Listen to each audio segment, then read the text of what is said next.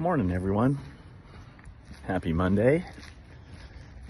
And I got to go back to work today, but I have to take a walk before I go to work because just got back from a road trip and a lot of sitting for 8 days. So got to take a walk. You know, coming back from the road trip, we walked into the house and it was empty. You know, we used to take our dog Bentley with us when we would go on road trips, and he would always be so happy to be home. He'd get the zoomies, and because he was an okay traveler, but he was nervous all the time, and he always stood. On a long road trip, we would usually have somebody stay at the house and take care of him. And when we would get home, he'd be so excited. Well, our buddy Benny passed away like about 3 weeks ago now, and the house has just been so quiet and empty. We're so sad, and as I get older, I get so emotional about stuff. Specifically this. It hurt really bad, still does. I miss him. There's such a hole in my heart. He was such a good boy. He was a poodle mix, and literally like the sweetest dog you could ever find anywhere. We got him as a rescue when he was about 1.5 years old, and at the time we had a little Yorkie, and we just wanted to get him a buddy. We loved Robbie. He was our little Yorkie, and we loved him too. So my lovely bride said, "Hey, there's an adoption thing down by the local CVS. Let's stop and take a look at the dogs." I begrudgingly said, "Okay." So I go down, and there's all these dogs in these little cages on the sidewalk, and so I walk down and I look at some of them, and I turn around and I see my lovely bride sitting on the sidewalk. Okay, my wife does not sit on sidewalks, and there was something kind of dirty gray in her lap. And I walked up, and here was this little matted, dirty poodle dog curled up, sound asleep on her lap. And to see my wife sitting on a dirty sidewalk with a dirty dog in her lap, I said to her, "We have a new dog, don't we?" And she went, and that was Benny. I miss that guy so much. We got him. Benny was, he was a little skittish. He was afraid. He'd been in a cage, and we found out that he had been running the streets of Orange County. He was a little lame. His leg was messed up a little bit, but we got him cleaned up and took him to the vet for a checkup and everything, and he was all good. And so we started taking him to coffee. We'd go to the Starbucks near us, and we like to sit out and have our coffee on the weekends, and just sit there and chat with people and stuff like that. And as time went on, people would come up and ask if they could pet him, and he got more and more comfortable with people, and he loved kids. Oh my God. If it was a little kid coming up, he loved them. So, after a while of doing this, he became much better with people. I mean, he was never, I shouldn't say skittish, he was just scared of his own shadow. And he was just the greatest little guy. He was so lovable, and everybody loved Benny. And you could kind of just, you know, when you had to give him a bath or something, of course he didn't like it, but he never complained. He just did what he needed to do. And when he'd get a moon pie on his ass, you know, I'd have to take him outside and wash his butt off with the hose and get the moon pie off. And he was just a good boy, and he knew he had a moon pie. He just had to deal with it. And then, of course, when I was all done, he'd run around and get the zoomies and everything. And, you know, I miss that little guy. I had to come across the street and take a little shot of this. I think these are called Angel Trumpet trees. And this one is just beautiful. I saw this the other day and I didn't video it, and I should have. Very, very cool tree. And they just kind of hang down like little trumpets. Isn't that great? And this particular one has been cut way back and it doesn't seem to bother it at all. Isn't that beautiful? You know, every time I go on a walk, I have to make sure and bring water with me. And I've been actually doing hydration water, so you know, put these little packets in it and everything, because hydration is so freaking important. Most people are somewhat dehydrated all the time, and I'm very susceptible to it. The first time I was seriously dehydrated, you guys may or may not know, I used to race sailboats, and we were doing this race from Ventura to Anacapa Island, and it was a beautiful day, not super warm, but it was nice and windy, and we were cooking along, and I was driving the whole way, so probably a couple hours of driving the boat from Ventura to Anacapa Island, and it was a race around the island. So we got to the south end of Anacapa Island and made the corner into the lee of the island. So there was very little wind back there, and it got warm. And I'm standing there at the helm, and everything was great. And hey, shush! He obviously doesn't like people talking to themselves. And so anyway, we're in the lee of the island, and all of a sudden, just out of the blue, my legs turned to rubber. I had a hard time standing up, and I had to grab the helm and kind of hang on. And I'm like, I said to someone, I said, "Oh, you have to take the helm, like right now. I need to go sit down." And whoa, the darkness started to come from the side of my head. On each side, and the darkness started to come forward, and I'm like, shit, I'm gonna pass out. And oh, hey, I have to stop. Look at this. This is a ginkgo tree. Ginkgo biloba. These are an ancient tree.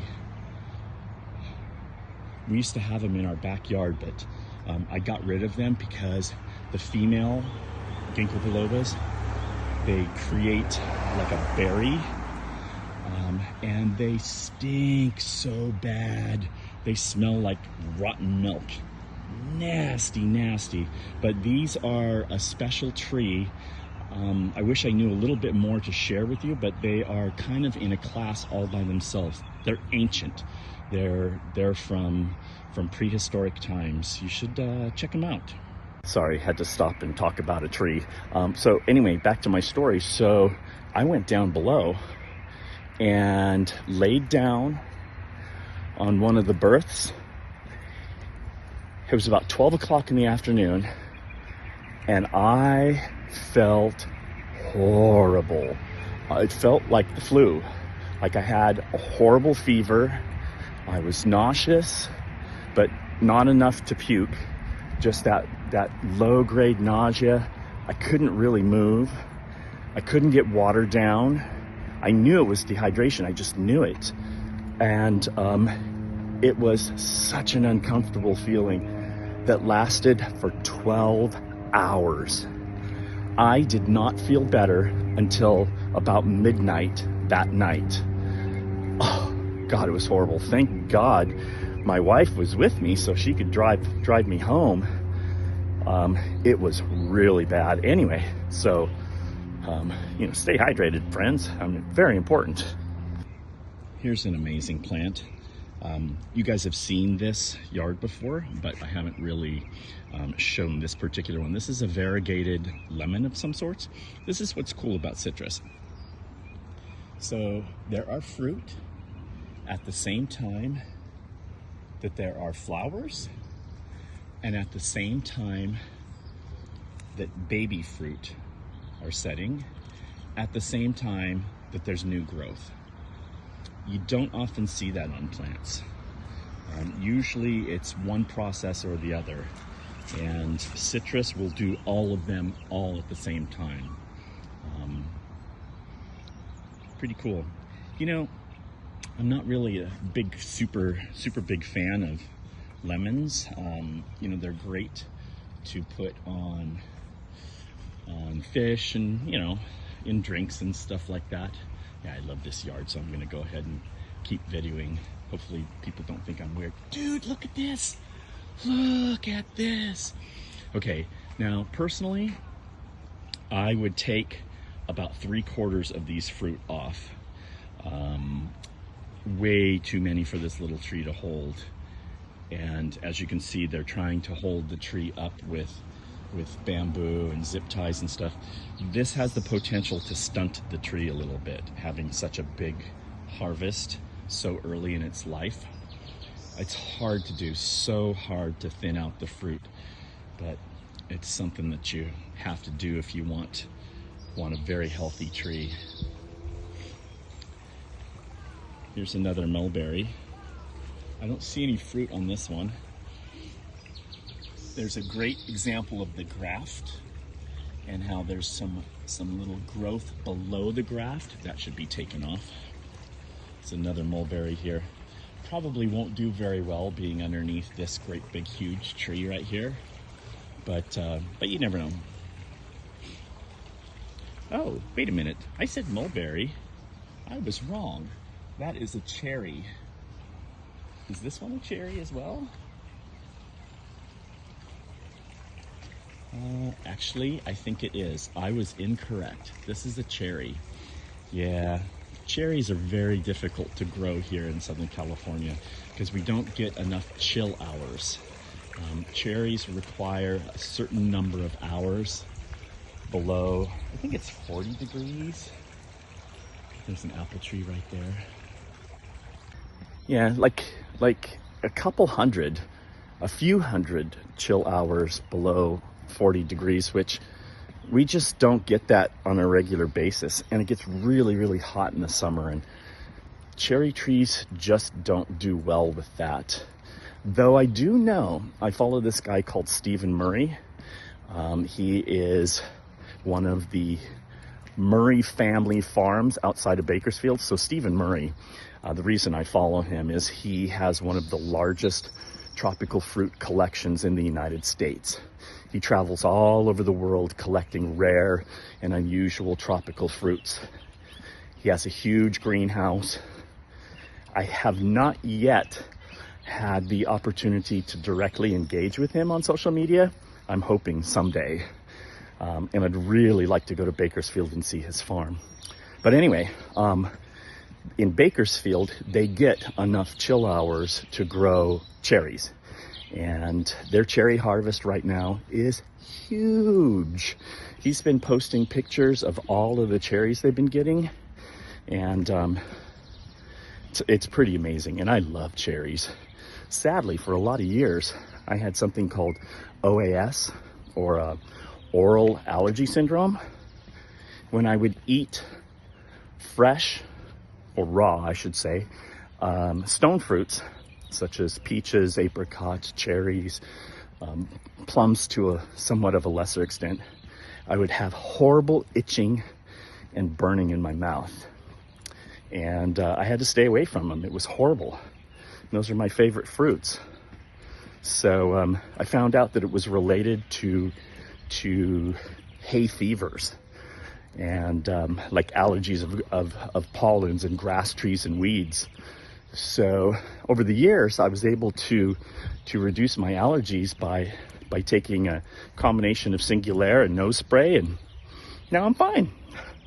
Thank God. Loquats too. Oh, loquats used to give me OAS really bad, but now I'm totally fine. The more you know.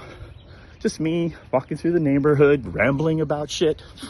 I like to think of myself as a nice guy. I made the mistake of walking past the school on my way back home. Jesus Christ, there's a bazillion cars all going way, way too fast on these neighborhood streets and running stop signs and shit. There's also a lot of people walking their kids to school. And so I see this lady coming towards me. She's got her little, probably first or second grader by the hand, and she's pushing a stroller. And so I move out of her way to let her pass on the sidewalk, and I smile and I say, "Good morning." She fucking ignored me. I mean, why? Why? I mean, give me a smile at least, or you know, thanks for getting the fuck out of my way. But no, none of that. Why? You know, if anybody gives me a head nod or smiles or says hi, I immediately return that back. We're all on this planet together. We're all freaking neighbors. Why not? I just don't get it. And it happens all the time. That is one of the things that bothers me about Southern California, is that specifically people who are not born and raised here, they have a shell around them and they put up these walls, and it takes forever to break through the walls and find the person inside. Those who are born and raised here, like my lovely bride, they are pretty cool people. But oh, geez. And of course, you know, I'm generalizing. Not everybody is like that, but that's the perception that I have. It's almost like a sense of entitlement, which everybody hears that about people in California. And it's not untrue. There is a bit of entitlement. But geez, come on, man, we're neighbors. Give me a head nod at least, right? Hey, it just dawned on me that today is Cinco de Mayo. And you know what? I am here to celebrate our neighbors to the south. I love Mexicans. The hardest working, family-oriented group of people you'll ever run across. Deep, rich culture, amazing food, you know, just amazing people. And you know, the thing about it is, here in Los Angeles, we have, this is no secret, there's a lot of homeless out there. But every morning, no, I don't actually drive somewhere every morning, but when I do drive, I take a certain way, and on the corner, I'm going up a little hill here, and on the corner, there is a group of Latino men who stand there. I've lived in the house for 22 years, and they've been standing on that corner for all 22 of those years, and they want to work, and work hard. I don't know if they're illegal. I don't care. But, you know, anybody who is, I'm going to say, down on their luck, you know, to see them out there wanting to work, and you know, they're getting day laborer jobs. You know, they're digging ditches, they're doing concrete, they're cutting brush. They're doing the work that most of us don't want to do, and we're willing to pay somebody else to do it for us. Hard workers. The entire farm economy in the United States is based on our Latino community. It's just a shame what's going on right now.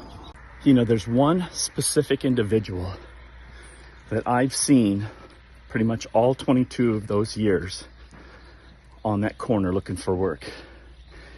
He's a tall, pretty strong looking man, and he has very strong European features where, you know, a lot of the Latino community, you know, they have some of that indigenous blood in them, and they're not super tall. But this man has he's very tall and has very strong European features. And I always wave to him, and he flashes me this great big huge grin every single time. And ran into him at 7-Eleven once. His name's Angel, and he's just looking for work, trying to support his family, and it's just an old-fashioned hard worker. We should all take a lesson from Angel and all of the other guys who stand out there willing to work a hard day to make enough money to support their family. Something to be said about that. Okay, well, I'm to the top of my hill. Now, I have over 300 emails waiting for me. At least I got up off my ass and did a little walk this morning. And now it's time to go to work. Y'all have a great day. See ya. Bye.